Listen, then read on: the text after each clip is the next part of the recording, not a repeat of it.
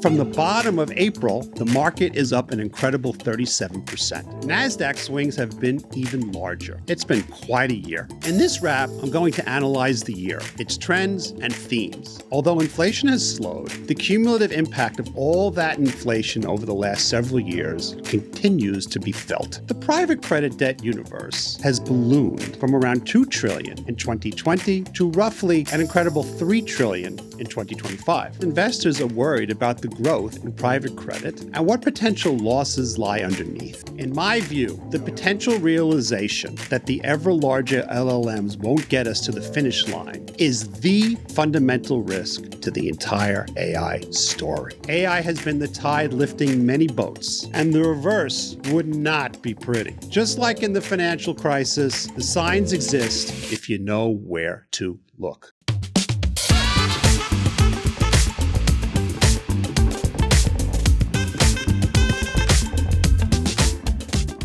Hi, this is Steve Eisman, and welcome to the weekly wrap and year-end wrap. In this wrap, I'm going to analyze the year, its trends and themes. This will be the last wrap for the year. The next wrap will occur on Friday, January 9th. First, I want to thank all of you viewers and listeners for tuning in and for sending in your questions and comments. I know I've learned a lot from your comments, so please keep them coming.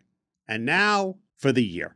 The data we will discuss will be as of the close on Friday, December 12th, 2025. For the year, the S&P 500 index is up 16% and NASDAQ is up 20%. It's been quite a year. The year started quietly, with most investors confident that President Trump's policies would be pro-market. By February 19th, the market was up a bit over 1%, and then the tone changed as President Trump began to unveil what he had promised during the entire campaign. He was going to impose tariffs on every country that trades with the United States. President Trump unveiled his tariff plans on April 2nd, Liberation Day. From February 19th through April 8th, the market declined 19%. And then, as investors realized that maybe the tariffs would not be so bad, the market rallied for the remainder of the year, led by the AI story. As of Friday, December 12th, the S&P 500 is up 16% for the year, but from the bottom of April, the market is up an incredible 37%. NASDAQ swings have been even larger. It's been quite a year. Now let's review some of the big themes of the year and then dig down into sector performance and how these themes reveal themselves within the 11 sectors of the S&P.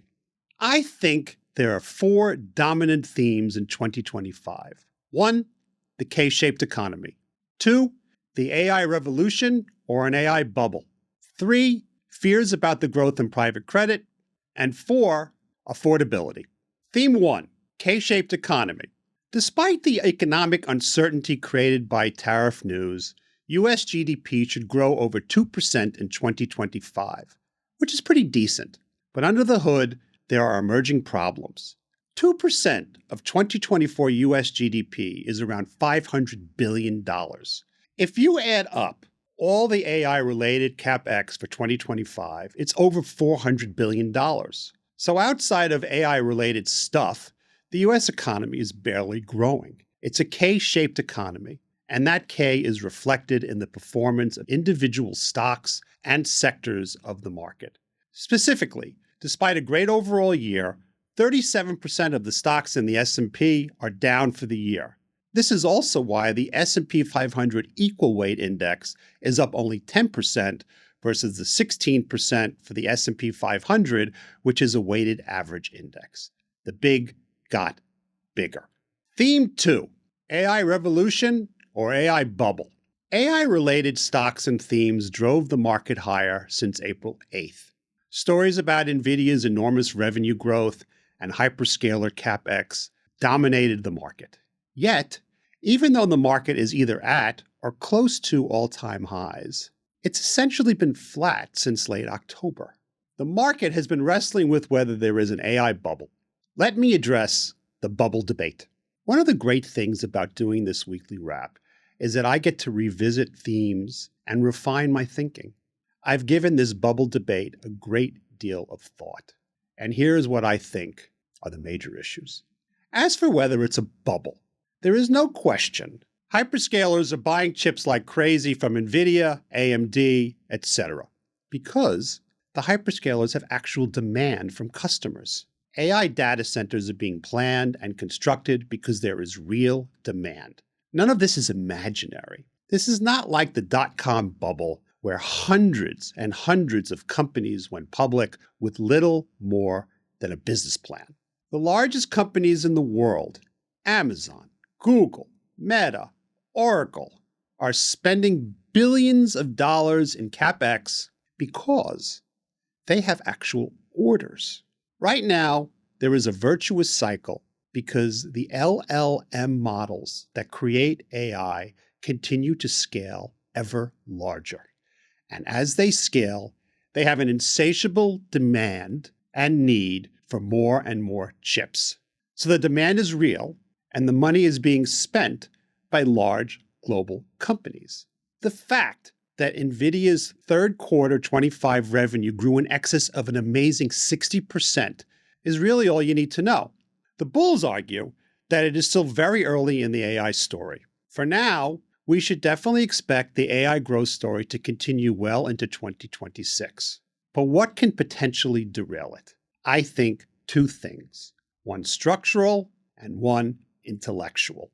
On the structural side, the current binding constraint on AI growth is power.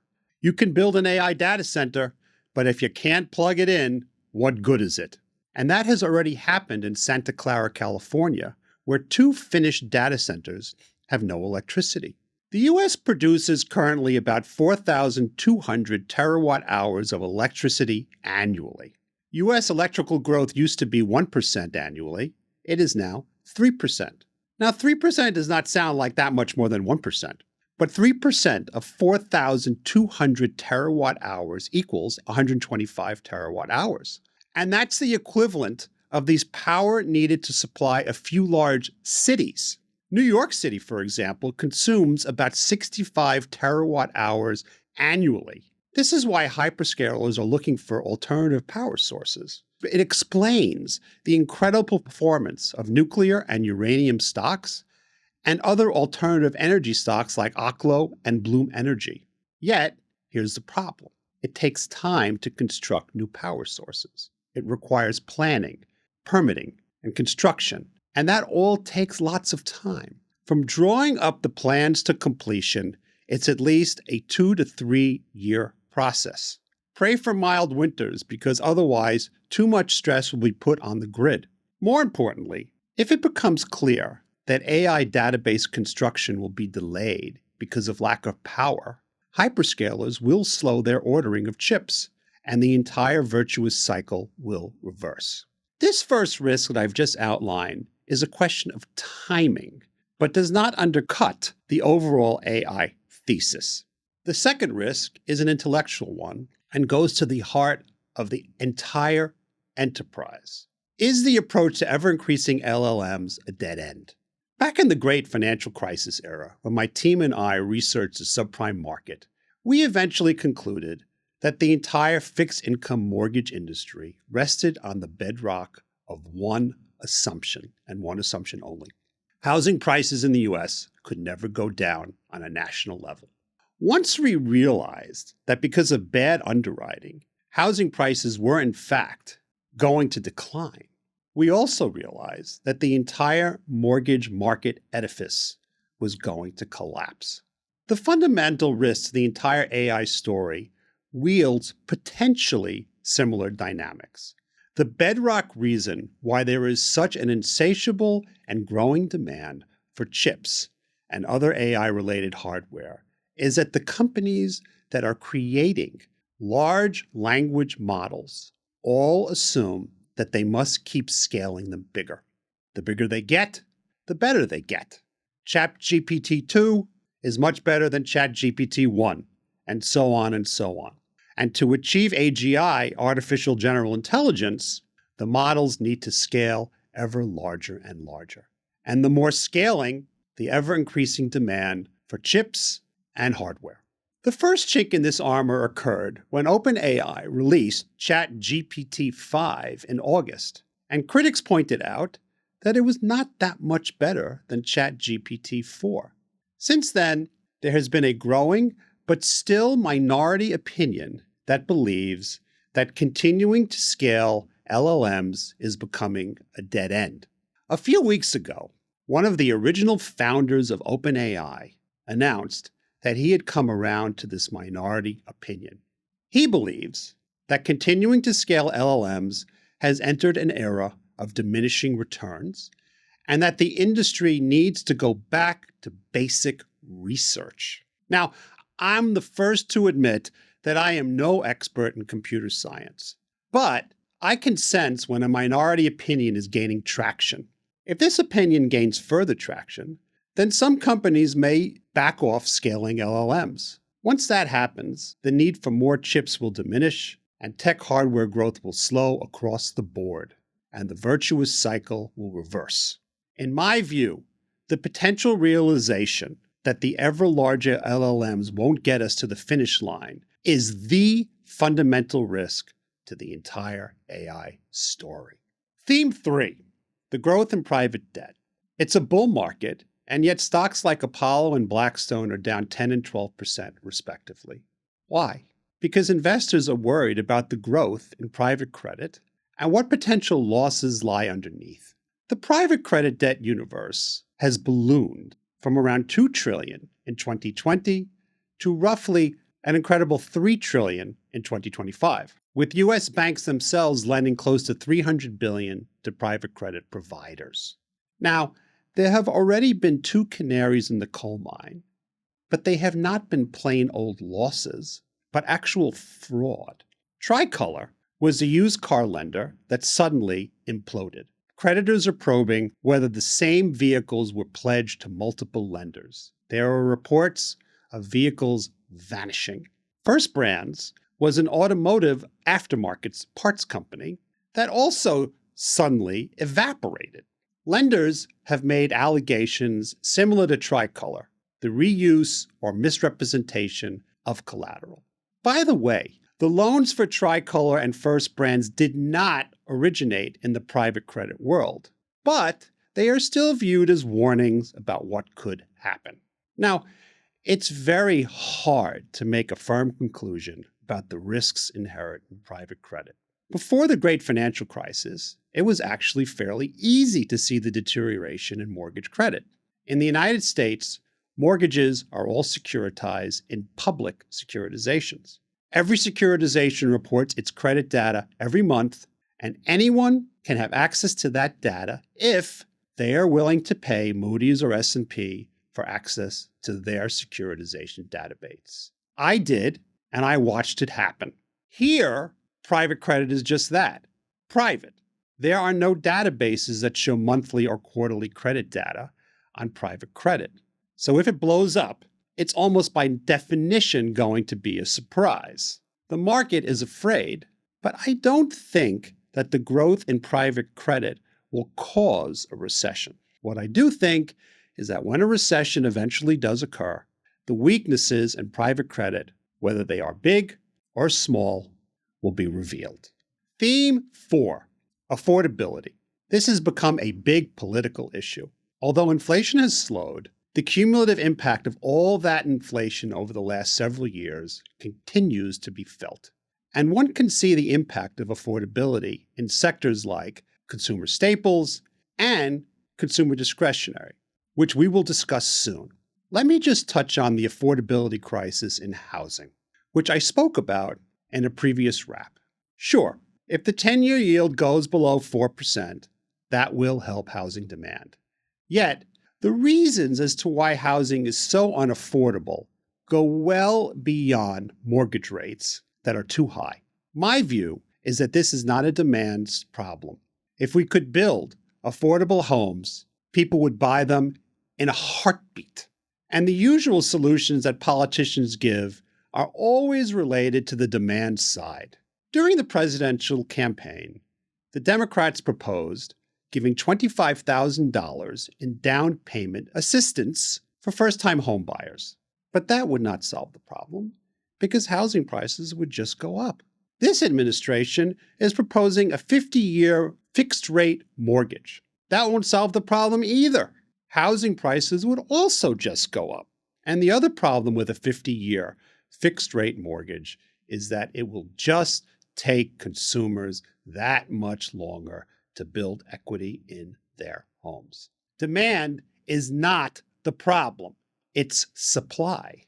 And supply issues are almost all local issues. Now, what do I mean by that? It would be great if home builders could just profitably build smaller homes. But they can't because many local zoning laws have minimum square footage requirements that are just too high. There are just so many local regulations to get land entitled, etc., that they add significant time and costs to building new homes. Also, localities impose significant impact fees for new building communities. Now, those fees are designed to defray local costs to support new home communities, but they can be exorbitant and can add 10 to 15% to the cost of building new homes. This is why I know that politicians are not serious about the housing affordability problem. Tackling local issues from a federal level can be a political minefield. What we need is a reduction in regulations at the local level, a reduction in impact fees, a reduction in the time for permit approvals, and also regulations that will allow for the building of smaller single-family homes. And the only way for the federal government to achieve this is to threaten to cut off state and local funds, unless they start moving in that direction. Until you hear about radical things like that from the federal government, the problem will not even begin to be dealt with. Anything that does not attack the local supply problem cannot be taken seriously. Hi, Steve Eisman here. On my weekly wrap, I try to both teach and convey information as objectively as possible. I try to make clear what are the facts and what are my opinions. But in today's media, it's increasingly hard to figure out what are the facts and where the facts are being shaded by opinion. That's why when I look into news events, I first go to ground news. Ground news is my solution for getting to the facts of important stories, but also to see how left, right, and center are seeking to convey the same exact story. Take, for example, the recent Senate rejection of dueling healthcare bills as the Obamacare deadline nears. To understand the story, I went to groundnews.com and clicked on that particular story headline. There, I immediately saw 4 tabs: left, center, right, and bias comparison. When I clicked on the center tab, a series of headlines appeared, all from center-leaning sources. I could then click on any of those headlines and read the story at the source. The same happened when I clicked on the left tab and on the right tab. The bias comparison tab showed Ground News's own analysis of how all 3 political leanings conveyed the same exact story. I find the Ground News system enormously helpful because it allows me to easily separate the facts from opinions. I use Ground News, and I recommend you try it out. Go to groundnews.com/REAL to get 40% off their unlimited access Vantage subscription. That's groundnews.com/REAL, groundnews.com/REAL. And if you don't mind, use this link to get the discount so they know I sent you. Now let's turn to how the 11 sectors of the S&P 500 did this year and how each sector's performance reflects the 4 big themes I just discussed. On the screen is a table showing all 11 sectors of the S&P 500 index. There are 3 columns. The first column shows whether the particular sector is considered growth, cyclical, or staples. The second column shows the weighting of the sector within the S&P 500. And the last column shows the performance of each sector as of December 12th. Generally, growth sectors did great: infotech and communication services. Some cyclical sectors did well because they contain companies related to AI construction, For example, industrials. Financials, a cyclical sector, did well for reasons we will explore shortly. Staples and defensive stocks did poorly for a host of reasons. They are not AI related. Also, the consumer is showing stress, and staples tend to be consumer related.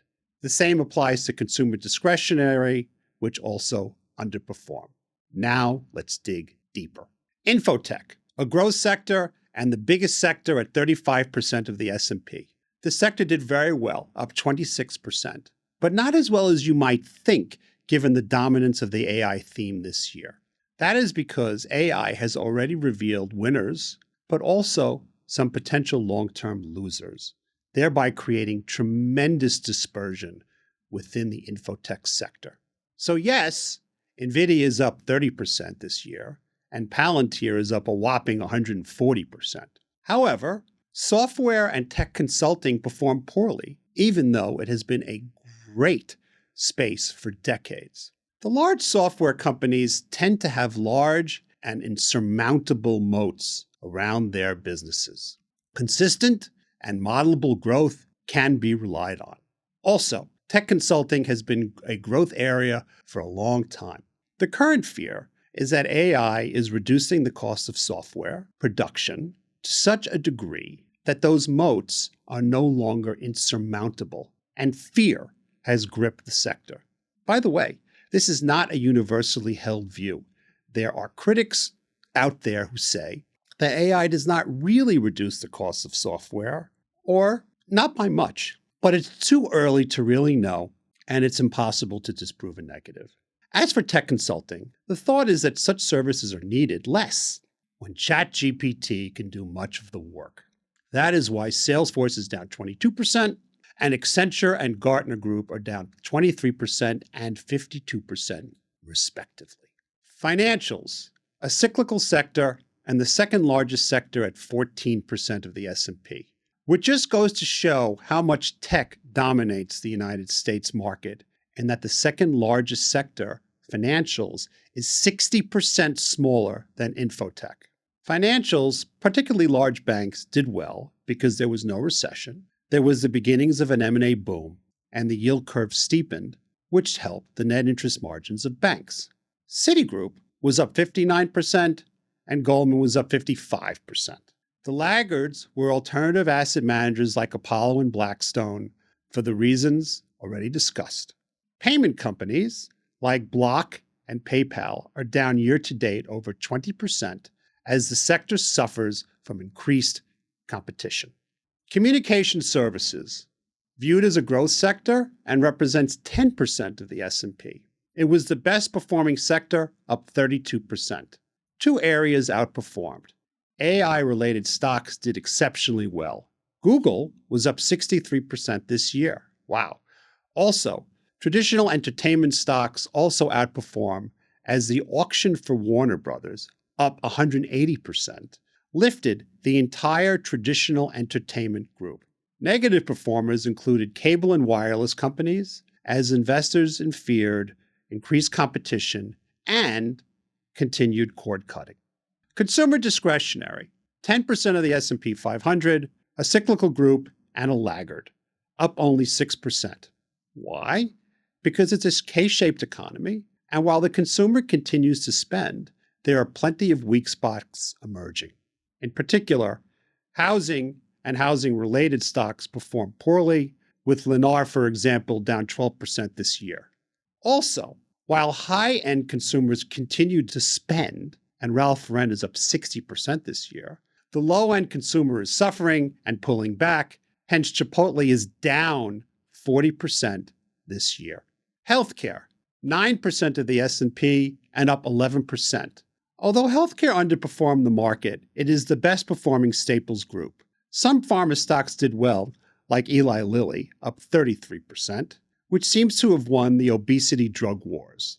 The worst performing subsector within healthcare was medical insurance, as loss costs in all areas of healthcare increased much more than expected. Thus, United Healthcare, Centene, and Molina were down 33%, 33%, and 42%, respectively.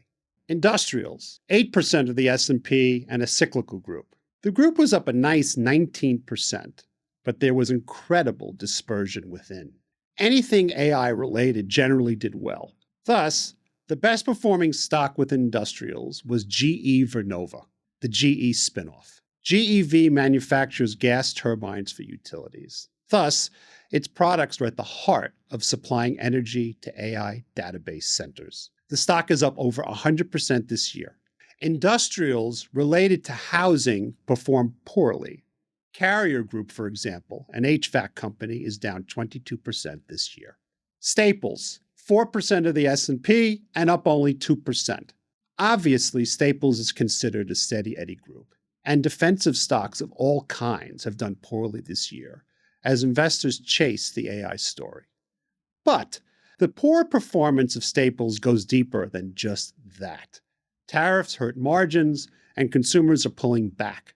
That's why Clorox, Campbell's, and Kimberly-Clark are down 36%, 32%, and 28%, respectively. The other sectors in the S&P are so small that they amount to little more than rounding errors. Predictions are always difficult, so where does that leave us for next year? It's still a K-shaped economy, whose growth is totally reliant on AI-related CapEx. So far, the market expresses its nervousness about AI by selling companies like Oracle.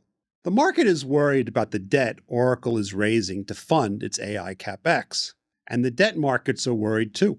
While Oracle is rated investment grade, its debt is now trading like junk. Now, I think the AI story will continue for at least another 6 months, and then we will find out whether the two major AI risks I discussed will emerge.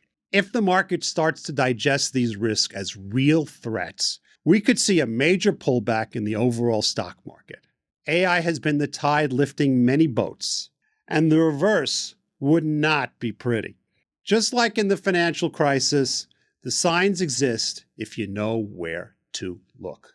Now, back then, we had mortgage data from databases held by the rating agencies that we examined carefully. Today, we have social media, and that's where the tea leaves can be found. Study discussions on X and Reddit. When the tide turns, we will all say it was foretold on social media posts, if the tide turns. One huge word of caution. Being too early on a call is not good. AI is still the most powerful engine the market has ever seen in a very long time, and trends last longer than people predict. Calling the end of a cycle of this magnitude is notoriously difficult. For investors, the answer is duration. If you have a very long-term duration and can ride out stock turbulence, then tune out and stay in. If your duration is short or medium term, stay tuned in and stay nimble. You don't need to be a hero. If you need the money that you have in stocks and can't afford to lose it, my advice to those investors is always have some percentage available in cash. Federal government money market funds return around 4%. Cash doesn't have to stay in a bank account, earning nothing. Cash can work for you without risk. And that's the year-end wrap. This last Monday, I posted part 1 of my lecture on the causes of the great financial crisis. And this Monday, I will post part 2. Hope you tune in. This is the last wrap for the year. I want to thank all my viewers for your support in 2025 and for your comments and participation.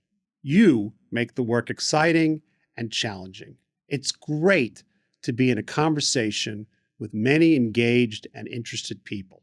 Please, please keep the comments coming. We will take a short break, and our last episode of 2025 will be Monday, December 22nd, when we post part 2 of my lecture on the Great Financial Crisis. Our first episode for 2026 will be Monday, January 5th, and the first wrap will be Friday, January 9. We want to wish everyone an amazing holiday season and Happy New Year, and I'm excited to share 2026 with my viewers and listeners. If you haven't already, please consider subscribing to our YouTube channel so you can receive these weekly wraps along with our podcasts and the financial literacy masterclasses. Subscribing is the best way to help the channel, and we greatly, greatly appreciate your support. Also, be sure to check out our website, realeismanplaybook.com. There, you can easily access all our episodes, as well as the financial literacy masterclasses, our new blog, and some other goodies as well. Check it out, and see you soon. This podcast is for informational purposes only and does not constitute investment advice. The host and guests may hold positions in stocks discussed. Opinions expressed are their own and not recommendations. Please do your own due diligence and consult a licensed financial advisor before making any investment decisions.